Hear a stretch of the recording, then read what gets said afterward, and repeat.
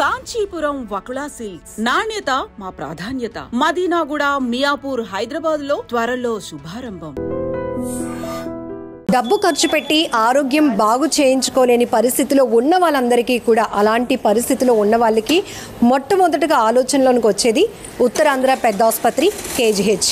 ఇగో మీరు చూస్తున్నారు కదా, డాక్టర్స్ టీంతో పాటు ఒక పేషెంట్ కూడా మనతో పాటు ఉన్నారు. ఇప్పుడు ఆమెనైతే పేషెంట్ అని అనకూడదు, ఎందుకంటే తన మాటల్లో ఎంత కాన్ఫిడెన్స్ కనిపిస్తోందంటే 33 ఏళ్ల వయసు ఉన్నటువంటి ఈమె కడుపులో 10 కేజీల కణితితో బాధపడుతున్న సందర్భంలో కార్పొరేట్ హాస్పిటల్స్కి వెళ్ళే కన్నా ఇంత మంచి డాక్టర్స్, ఇంత మంచి ఎక్విప్మెంట్ ఉన్నటువంటి మన హాస్పిటల్ దగ్గరికి వెళ్ళి నేను ఎందుకు బాగు చేయించుకోకూడదు అనే ఆలోచన ఈరోజు ఆమెను ఎంత హ్యాపీ చేసిందని చెప్పుకోవచ్చు.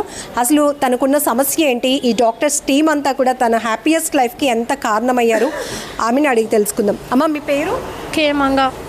ఏం చేస్తుంటారు? ఇంటి దగ్గర ఉంటారా, జాబ్ చేస్తారు? వేరే పని చేస్తాం, వంట చేస్తాం, కుకింగ్ చేస్తాం. ఓకే, ఏంటి మీకు వచ్చిన ప్రాబ్లం ఏంటి? కడుపు గ్యాస్ట్రిక్ లాగా ఇలా పొంగినట్టు ఉండేది. ఆవేశం ఎక్కువ, హైట్ లేకపోతే కింద కూర్చోలేను, మామూలుగా గబాగా నడలేను. అందరూ అన్నారు ఇంటికాడ చూపించుకోవచ్చు కదమ్మా, ఏంటి ఎలాగంటే నాకు భయపడి చూపించుకోలేదు. సో మా అక్క ఇంకా భయపడి ఇంకెన్ని రోజులు భయపడతావు రా అని 7వ తారీఖునే వచ్చాను. వచ్చిన వెంటనే ఓపీ తీసుకున్న వెంటనే మేడం చెక్-ఇన్ చేశాక అమ్మ నీ పరిస్థితి బాగాలేదు, జాయిన్ అయిపో అంటే జాయిన్ అయిపోయాను. జాయిన్ అయిపోతే ఈ నెల 18వ తారీఖుని స్కానింగ్లు, రిపోర్ట్లు, రక్త రిపోర్ట్లు అవన్నీ చేశారు, బాగా చేశారు.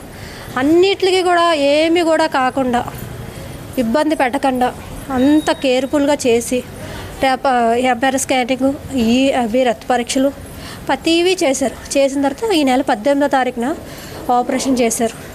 చేసిన తర్వాత ఈ విజయలక్ష్మి మేడం గారు, రాజలక్ష్మి మేడం గారు, మన ఈ మేడం పేరు చిన్న మేడం గారు, ఈ టీం అందరూ చాలా చాలా బాగా చేశారు. అంతే, నిజంగా బయట అయితే నేను చేయించుకోలేను మేడం, అసలు బయట కూడా చేయలేరు. ఈ ఆపరేషన్ బయట భయపడి వదిలేస్తారు.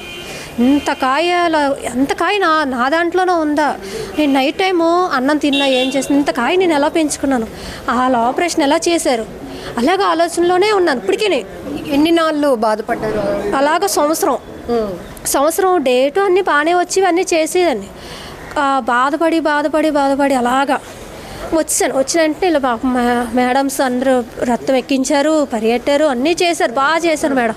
కేజీహెచ్ హాస్పిటల్ పైన మీకు నమ్మకం ఎలా వచ్చింది? ఎవరైనా చెప్పారా అక్కడ బాగుంటుందని, లేకపోతే ఇంకెవరైనా చెప్పారా ఇంకో ప్రైవేట్ హాస్పిటల్కి? మా అక్కల కూతురికి ఆపరేషన్ పడిపోయింది, యాక్సిడెంట్ అయితే కేజీహెచ్లో ఇక్కడ కుట్లేసారు, పేట్స్ అన్నీ వేస్తే మా అక్క కూతురు పిని బయట ఎవ్వరూ చేయరు, నువ్వు కేజీహెచ్కి రా.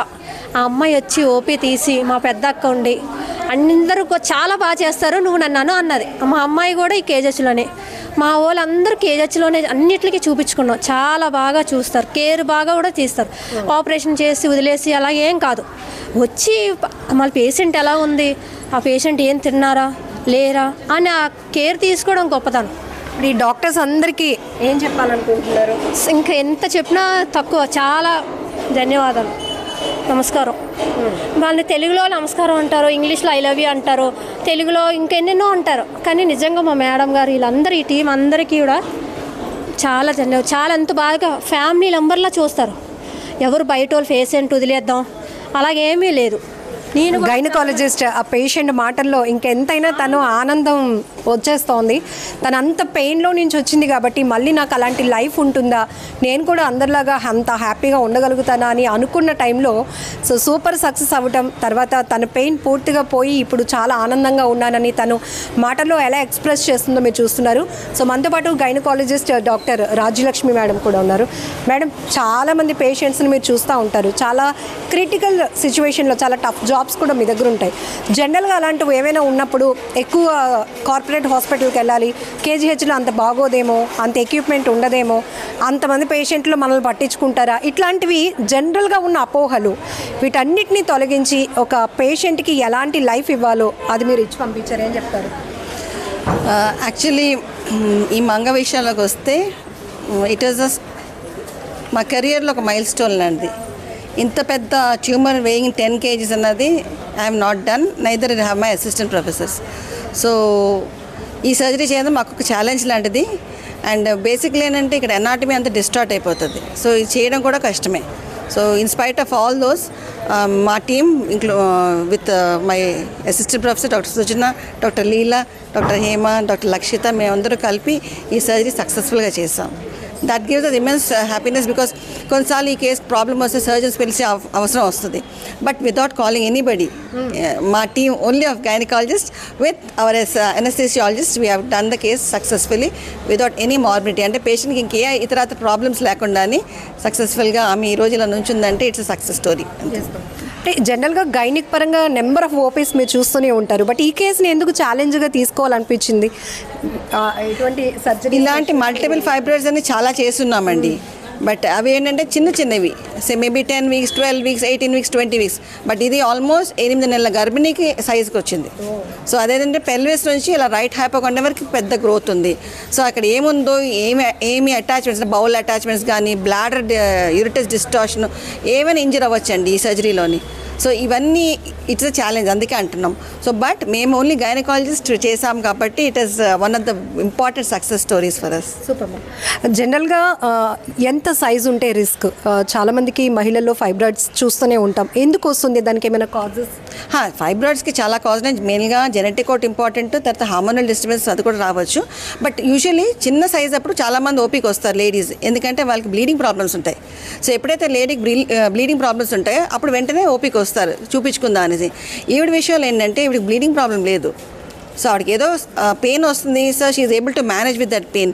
ఎప్పుడైతే అదంత పెద్ద సైజ్ అయిందో ఆవిడ కూర్చోలేకపోతున్నారు, పడుకోలేకపోతున్నారు, తినలేకపోతున్నారు, అప్పుడు ఆవిడకి డౌట్ వచ్చింది ఏదో సంథింగ్ ఇస్ దేర్ అనేసి. దాని మీద ఆవిడ వచ్చారు ఓపీకి. మేము కూడా వెరీ సర్ప్రైజ్, ఈవిడికి ఏమీ గైనకలాజికల్ ప్రాబ్లమ్స్ లేవు, other department other faculty other subject problems వచ్చినాయి తప్ప గైనికి సంబంధించి ఏమి లేవు. సో మేము అప్పుడు ఇన్వెస్టిగేట్ చేసి చూసేసరికి మేము కూడా సర్ప్రైజ్ అయ్యాము ఈవిడికి అసలు ఏ ప్రాబ్లమ్స్ ఎందుకు లేవనేసి. సో దాన్ని బట్టి ఇట్ ఈస్ కొన్ని సిచ్యువేషన్స్లో బిఫోర్ ట్రీట్మెంట్ కొంత మోటివేషన్ కూడా పేషెంట్స్కి అవసరం అవుతుంది. అంటే ఇక్కడికి వచ్చి నేను బాగా చేయించుకొని మళ్ళీ వెళ్ళగలుగుతానా అనే ఆలోచన కూడా ఉంటుంది.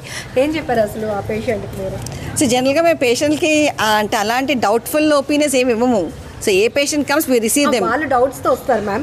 సో ట్రీట్మెంట్కి ముందు ఒక మోటివేషన్, వాళ్ళకి ఒక ధైర్యం నింపుతారు. డెఫినెట్గా పేషెంట్ మోటివేషన్ కౌన్సిలింగ్ అనే చేస్తాము.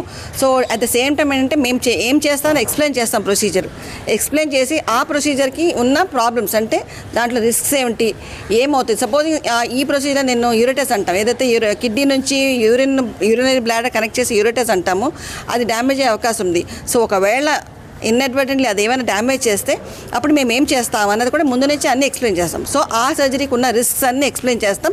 రిస్క్సే కాదు, ఒకవేళ రిస్క్ అయినా కూడా దానికి ఏం చేస్తామని కూడా ఎక్స్ప్లెయిన్ చేస్తాం. ఇవన్నీ చేసిన తర్వాత వాళ్ళ కన్సెంట్తోనే మేము సర్జరీకి వెళ్తాం. ప్లస్ ఈ సర్జరీలోనే especially for her blood loss ఉంటుంది ఎక్కువ, ఎందుకంటే it's a massive tumour. So blood loss ఎక్కువ ఉంటుంది కాబట్టి బ్లడ్ అరేంజ్ చేసుకొని బ్లడ్ ఎక్కిస్తాము అని కూడా చెప్పి అన్నీ చేస్తాము. సో అది కూడా కాకుండా పోస్ట్ ఆపరేటివ్గా రికవరీ పీరియడ్ కూడా కొంచెం జాగ్రత్తగా ఉండాలి. సో మేము దాని కూడా కోసం కౌన్సిల్ చేసి అన్నీ ఓకే అయిన తర్వాత ఈవిడ ఆల్మోస్ట్ 2 weeks తర్వాత వీడి ఇంటికి వెళ్తున్నారు. Thank you ma'am. సో చాలామంది పేషెంట్స్ని మీరు ట్రీట్ చేస్తారు, ఇది మీకు పెద్ద అంటే కొత్త విషయం ఏమీ కాదు, ఇట్స్ యువర్ జాబ్. బట్ ఈ ఆమె కోలుకోగానే ఏం చెప్పింది అసలు తన ఫేస్లో కానీ కళ్ళల్లో ఎక్స్ప్రెషన్స్? అసలు పేషెంట్ టేబుల్ మీద పెట్టినప్పుడు బిఫోర్ వీ స్టార్టెడ్ సర్జరీయే మేము మామూలుగా మా ఆరోగ్యశ్రీకి ఫోటో తీస్తాం. ఫోటోకి చూడమ్మా కెమెరా వైపు పెట్టండి, అప్పుడే తను చాలా స్మైల్ ఇచ్చింది. ఏం స్మైల్ మళ్ళీ చూపించింది స్మైల్. మేమే actually that was a motivation for us to go head with the surgery అనమాట. I actually took it like that. అదే సర్జరీ అన్ఇవెంట్ఫుల్గా సక్సెస్ఫుల్గా అయిపోయిన తర్వాత మేము పేషెంట్ కూడా వెంటనే చూసి and we told her and she was patient is very cooperative. So పేషెంట్కి మనం సహకరించిపోతే మనం దూరం వెళ్ళలేమండి, ఆవిడ భయపడినా మనం కూడా దూరం వెళ్ళలేము. So it was a mutual between the 2 of us అనమాట. సో మేము యాజ్ గైనకాలజిస్ట్, యాజ్ సర్జన్, ఆవిడ as patient also she equally reciprocated. So it went on well.